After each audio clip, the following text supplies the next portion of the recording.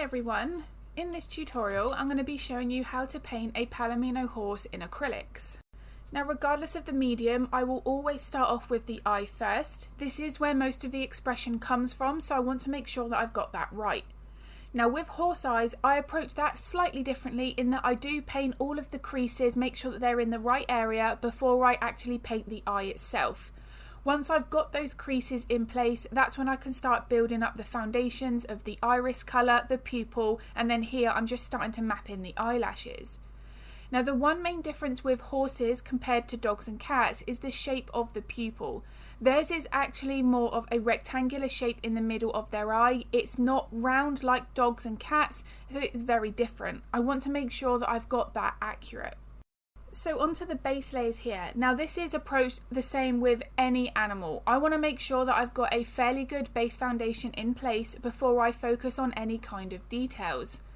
I have a palette camera in the corner so that my Patreon members, when they do follow along to this tutorial, they can see exactly how much of each colour I mix in and when I'm adding my water.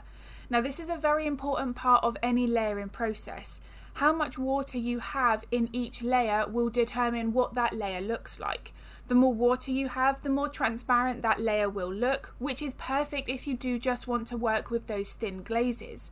But when I'm working with more of my opaque layers and my details, I will want that mixture a little bit thicker. So I'll be using less water and more paint. Now again, this is something that I cover in depth in my Patreon tutorials because it will affect quite drastically the layer that you're painting. So if my slower in-depth tutorials in pastels or acrylics are of interest, I'll link that in the description below. And if you would like to paint along to this Palomino tutorial, you do get the reference photo, liner and full material list.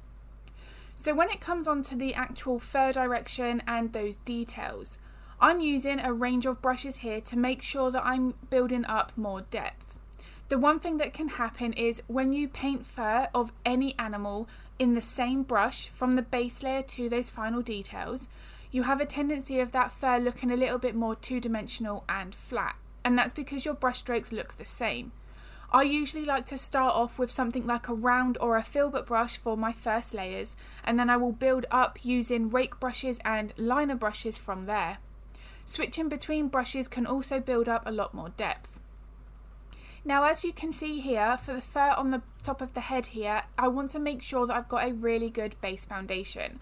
I always make sure my base foundation is as accurate to the reference photo as possible before I start any kind of fur detail. Now I have a video here on YouTube and it's my top tips for painting realistic fur, and I'll pop that in the description below if that's of interest. Now in there, one of my tips is the fur direction, fur length and fur thickness, and this is certainly something that I want to pay attention to when painting any horse. Because they have all of those bony and muscular structures underneath the skin, the fur direction will change fairly frequently. Quite often it will change a lot more rapidly than something on a dog or a cat. So I do want to make sure that I'm focusing on each section as closely as I can. So before we move on to the next important element of any painting, I would just like to ask if the tips and techniques that I've shared in this video so far have been useful. I would really appreciate it if you could give the video a thumbs up because it makes a huge difference. So the other element that I want to focus on is contrast. Now I talk about this in every single tutorial, both on Patreon and here on YouTube. If you look at the finished painting to the right hand side, you can see that my shadows are nice and dark and my highlights are nice and bright. This is what's going to make any painting look far more realistic rather than the colour. Now the wonderful thing with acrylics is I can adjust the colour very easily with a simple glaze. Glazes can be left until those last layers should you want to focus on colour at the last stage. But for me here, I like to work with multiple glazes throughout the painting process. So once I've built up my base foundation as I am here, I will then do 2 or 3 layers of detail. I will then apply a glaze and I will repeat more of those detailed layers, and again I'll follow that with another glaze. I like switching between this layering process because it does, I feel, build up a bit more depth in that fur regardless of the animal that I'm painting. Now although I do focus on my contrast predominantly because I do think that that makes the portrait far more realistic, I do want to get that colour as close as I can to that reference photo. And again, any painting that you see in the sped up versions here on YouTube, you'll see that I use glazes throughout that process so that I adjust the colour in stages.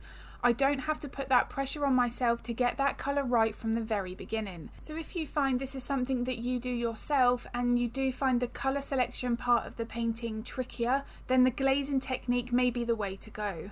However, with all that in mind, the one thing that I always say is a big consideration is I actually took the reference photos of Summer here for this painting, and I took maybe 20 to 30 photos, and her colouring was slightly different in all of them.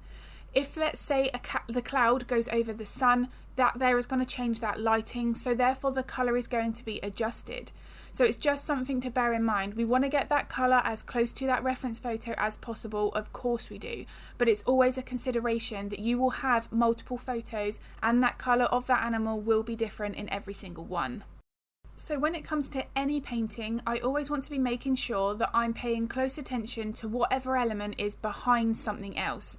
So in this case, you can see that I started working on her mane and then I've left it unfinished, and now I'm painting her neck. The reason being, all of that mane is going to be overlapping the fur on the neck, so I do have to build up those layers underneath first. And then here, as you can see, I'm going back in with my liner and rigger brushes so that I can then put that longer hair details straight over the top. Now in a moment, you're going to see that my eye here goes all of a sudden much darker, so here. Now what I'm doing is in that Patreon tutorial, I'm showing my Patreon members how you can double check whether or not you've got your contrasts right. Now at the moment, before I added that water, as you can see here, because it's now dried, the eye looks really flat. My black there, it only looks really like a darker shade of grey. So I do want to make sure that I've got my contrast right before I varnish it. If I went ahead and varnished my painting and then felt that I didn't have my darks dark enough, there's nothing I can then do about it unless you're using a removable varnish, but that personally scares me. I don't want to be removing anything just in case I do damage that surface. So for me, I want to make sure that I can double check my contrast before I varnish it. So in those cases, what I would recommend to do, and what I was doing here, is you need to wait for that section of the painting to be completely dry. You then want to take a clean, larger sized brush with just a little bit of water on and run that across the section of your painting. What that will do is put that light layer of water over the top that's going to show you what your painting looks like when it's going to be varnished. So there you can judge whether or not you do need to darken your shadows or brighten your highlights. If you like how it looks when that layer of water is applied over the top, then you know that you've got your contrast where they should be. So you can go ahead and varnish that painting when it's finished. But that is something that can be really worthwhile to do throughout the painting process to double check your contrast. Now, as I say, contrast for me is one of the most important elements of any painting. So this little tip and technique that I use throughout that process just means that I'm always double checking I've got it right. But as I say, if you are using that technique, then do make sure that the painting is completely dry before you put that layer of water over the top. The one thing that I do notice when painting horses in acrylics compared to dogs and cats is that their hair is very, very fine and it's much shorter, especially if that horse has got its summer coat. So I want to make sure that my brush strokes are not too harsh, and that is something that can happen. If you look at the painting on the right hand side, the fur looks and the hair looks softer. It's not got that harshness to it. And what you'll see later on is I do go in and apply more glazes. Because I'm working with my transparent glazes, not only will that still allow the details to show through, but it will soften my shadows and just slightly reduce the contrast in my brush strokes.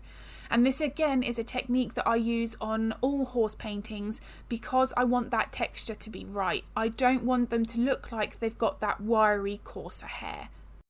Okay, so when it comes to painting horse noses and muzzles, I do want to make sure that I've got all of those creases in place. They do need to be travelling in the right direction in order to build up the correct shape of that animal's mouth. So you'll notice these dark creases on the top of the lip there, they do go up past the nostril, more up towards the left-hand corner. Whereas the creases on the bottom lip, some curve down towards the lower left corner, while others curve straight across to the right-hand side. It's going to vary depending on how that horse has got its mouth positioned, how tense their mouth is, maybe if they were taking a deeper breath. All of these things are going to influence these dark lines, but I do want to make sure that they are in the right place for the reference photo that I'm working on. So when I do focus on this element of the painting, I will zoom into my reference photo and only look at this one section. Also, with these creases, most of the time when you've got a darker shadow, it's going to be followed by a lighter highlight next to it. And this is also the same with these slightly more wider, deeper creases on the front of the nose. I don't want to make my shadows here really dark because I'll make these creases look far too deep. I just want them to look like they're superficial with that more wrinkled up texture. So I want to make sure that I've captured that all in my lights and my darks.